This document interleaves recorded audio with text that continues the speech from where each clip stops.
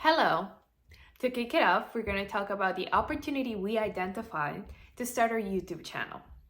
We recognize an opportunity to showcase and share insights about Cuban music, considering the remarkable growth trend in Latin music market.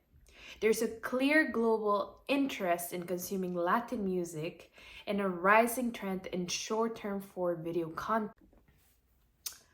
For context, Latin music revenue in the USA has surged to 1.4 billion, with a 16% growth from 2022. This surpassed the general music market for the second consecutive year.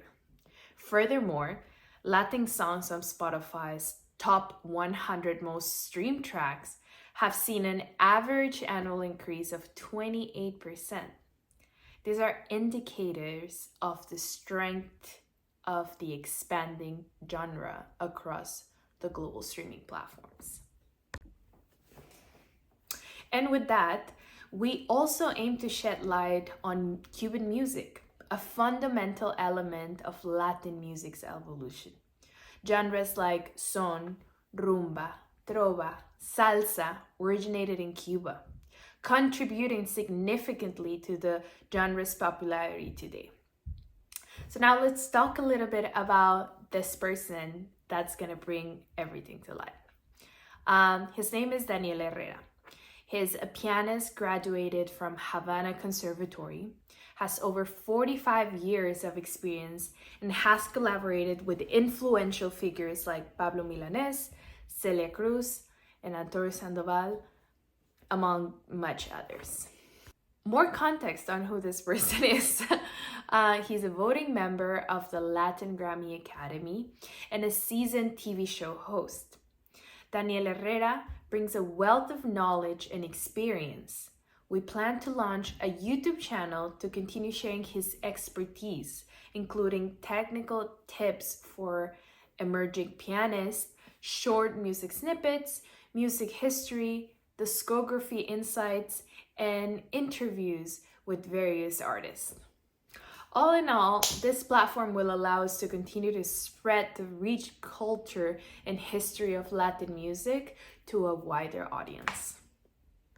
Hello, I'm Jennifer Sanchez, and I've been in the entertainment industry for the last 15 years, often wearing business and or operational development hats.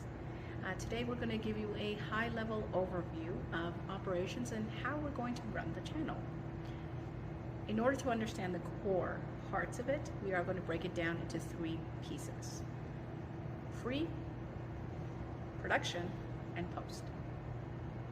So in pre-production phase, we bring all the creatives together in the same room. It's about brainstorming and finding the catalog that we're going to present.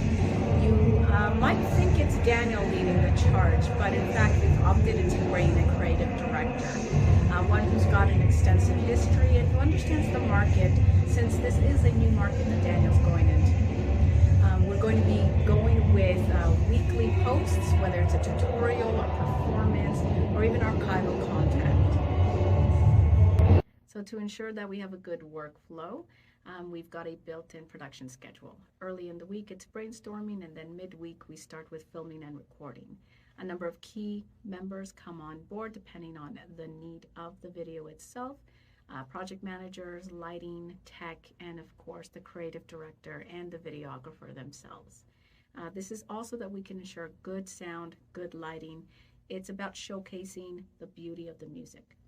So leading the charge, of course, is our creative director, and along with a lead video editor and any other technical team, they are going to fine-tune and polish the end result. Footage is going to be reviewed. We're going to check the sound quality. We're going to add any visual effects to it. We're just going to polish that final content. But prior to releasing, we're going to do one final quality assurance checks. When we release, we are going to be working in collab with our social media manager, who has a handle on our content calendar, as well as using tools such as YouTube's scheduling assistant. This is also that we can ensure we are reaching, or rather releasing, the content at optimal times and to optimal audiences. But it's not just about the music. Our management plan focuses on building a community so that we can foster music lovers. We do that with live streaming, comments, social media platforms. It's all about the dialogue. Hello folks, now let's talk about our marketing plan for Maestro Daniel. First of all, we should establish that Maestro Daniel already has a pretty decent following of people who love him for his music, of course, but also just for his pure passion for the Latin music history. Let's talk demographics. Now, the existing demographic would be, older folks who are into classical Latin music, and there are many of them, but obviously the goal here is to broaden that audience. Starting off with spreading the kind word within Daniel's already existing community by posting the introduction video to our YouTube channel on his Facebook, Instagram, and then paying limited amounts of money to boost that post within that community. Let's spread the good word here. The plan being to reel in those folks who are interested in such content from Facebook or Instagram to our lovely YouTube channel. Step 2 would be to reach a whole new audience and target a much younger crowd who are potentially interested in the culture or history of Latin music, but also just interested in learning about music themselves and potentially bringing people who are interested in learning techniques from Maestro Daniel and his collaborators through the paid version of this YouTube channel. Now, one of the strategies would be to collaborate with younger artists who already have a following in that target demographic and who are perhaps based in Mexico City, who are going to collaborate in fun videos with Maestro Daniel, and then we're going to share those videos within their community, within ours, and obviously spend another little bit of money on Facebook and Instagram boost posts, but also spread those reels on TikTok, because Maestro Daniel is for everyone. The plan is to spend small amounts of money here. We're really going to try to capitalize on the growing interest for Latin music history, Latin music culture. We are going to spend a little bit to boost the YouTube videos, a little bit to boost and promote the social media posts through all the platforms, Facebook, Instagram, TikTok. And we're going to invite our multiple collaborators to share within their own communities, on their social media platforms, maybe their own YouTube channels. Let's get this channel rolling. The financial management of our channel would be pretty straightforward. Upfront costs will be minimal and will in large part consist of value in kind contributions made by Emma and her father, the time and effort put into the creation of the videos by Maestro Daniel, and the channel management by Emma. Hard costs in the medium term would be fairly limited spend for marketing and promotion in an effort to raise awareness and drive new audiences to the channel. The strategy would entail boosting posts on Facebook and Instagram, and also a video campaign of in-feed video ads in YouTube itself. The cost for these promotional activities would be set to not exceed $200 per quarter and would be monitored and adjusted as necessary over time. The expected business results for the channel are both tangible and intangible. The intangible benefits and the primary goal of the channel is to create exposure for Daniel Herrera and his music and to further enhance his brand.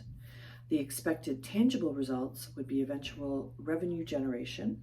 Once the thresholds are met to join the YouTube partner program, we would allow for monetization and in order to share in ad revenue and YouTube premium revenue.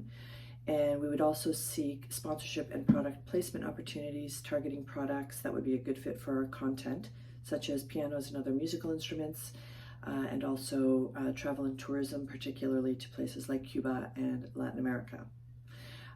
In order to make the channel more discoverable to potential sponsors and affiliate collaborators, we'll submit it to YouTuber database aggregators like FeedSpot, which cater to promoters and influencers looking for YouTubers in niche industries such as Latin music. We think that Maestro Daniel is a good candidate for channel membership as well. There will be limited piano tutorial videos available to all subscribers, but in order to access the more in-depth, longer and more detailed tutorials as well as possibly live demonstrations by the Maestro, subscribers would have to opt in to the paid membership. Our criteria for success would be to have 1,000 subscribers within 6 months and 4,000 verified viewer hours within a year in order to be eligible for the YouTube Partner Program. And we would want to see sustained subscriber growth of at least 15% per quarter after that. We would consider it a major success if we converted 100 subscribers into paid members by the end of year 2.